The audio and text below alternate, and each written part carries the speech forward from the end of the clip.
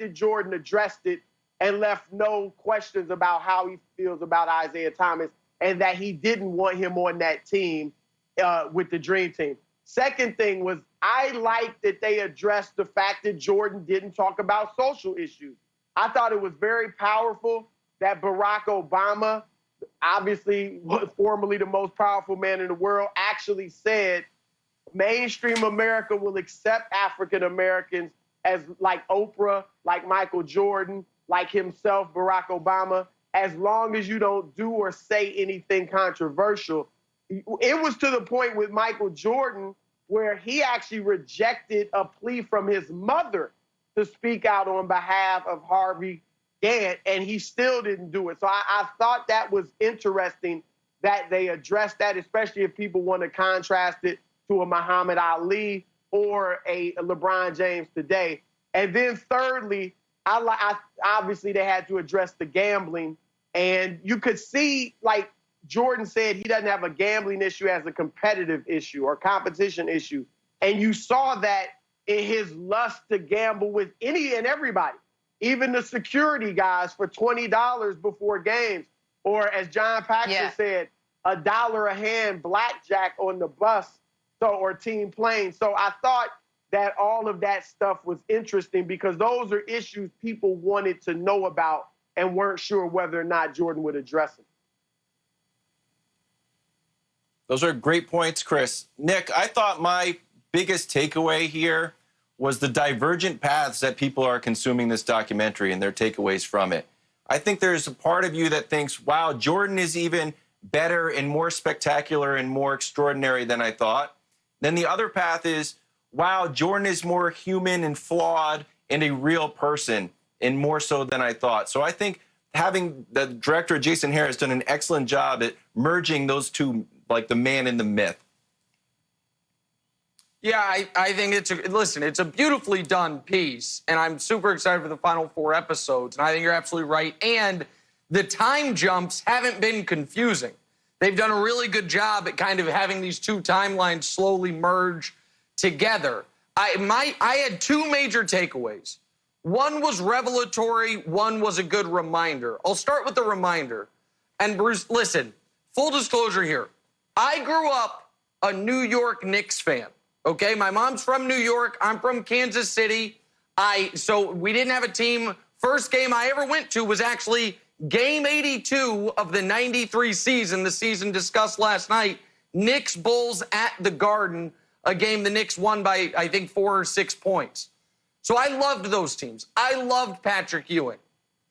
But when you watch those highlights, here is an uncomfortable reminder that I know a lot of our friends in the New York-based media don't like to admit. Those Knicks teams were not that good. It was Patrick Ewing and a bunch of... They were iconic, they were tough, they were memorable, but when you look at those highlights of the team that went up 2-0 on Chicago and then lost 4 straight, who do they got after Patrick? John Starks, who barely made the team, Anthony Mason, Charles Oakley, Charles Smith, Doc Rivers, like that. It's Pat and a bunch of guys. And I think that should probably elevate Patrick Ewing in the eyes of many because those iconic Knicks teams were not that good. And my other takeaway, Broussard, was this. The unbelievable toll fame took on Michael Jordan. Michael Jordan became the world's most famous athlete in 1988. By 1993, he was already discussing retirement. And then I think the gambling controversy, plus completing the three-peat, and then his father's tragic murder, all of it together, he said, you know what, I don't want this anymore. Then he comes back a year and a half later, and 3 more years of that scrutiny. We see him in the movie last night, laying in his hotel room, saying to the cameraman in 1998, basically, it ain't fun being me. I don't want this anymore. So if 5 years of being the world's most famous athlete, and for a lot of reasons he burnt out, 3 more years of being the world's most famous athlete, and he said, you know what, I don't want this anymore, even though he could still play, and he still clearly wanted to play Broussard. I thought that was very informative, that just the toll being Michael Jordan took on him. Yeah, I agree with you. That was definitely a takeaway for me as well. And I got to address your Knicks point, Nick, because those Knicks teams were very good. Look, we've seen in recent history that just gathering a collection of superstars doesn't necessarily mean it's going to be the best team.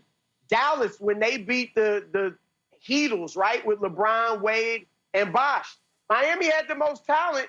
Dallas had Dirk Nowitzki and old Jason Kidd and a bunch of guys, good role players like the Knicks had, Jason Terry, Sean Marion, and they were able to win. Toronto, when they won the championship last year, they had Kawhi Leonard and a bunch of guys. And I know you can talk about injuries, but that happens, and it's happened throughout the history of the game. So chemistry, camaraderie, how guys understand their roles, that has a lot to do with what's a great team as well. Not just, oh, we had 2 superstars, we had 3 superstars, we had 4 superstars. When Houston had Barkley, Pippen, and Olajuwon, they won nothing. So you can't just look at it that way. That was a great Knicks team. But Broussard, that wasn't a great team. They had one All-Star. They had one. Listen, I loved that team. I grew up rooting for that team. One All-Star. One. Not superstar, not Hall of Famer. Made All-Stars.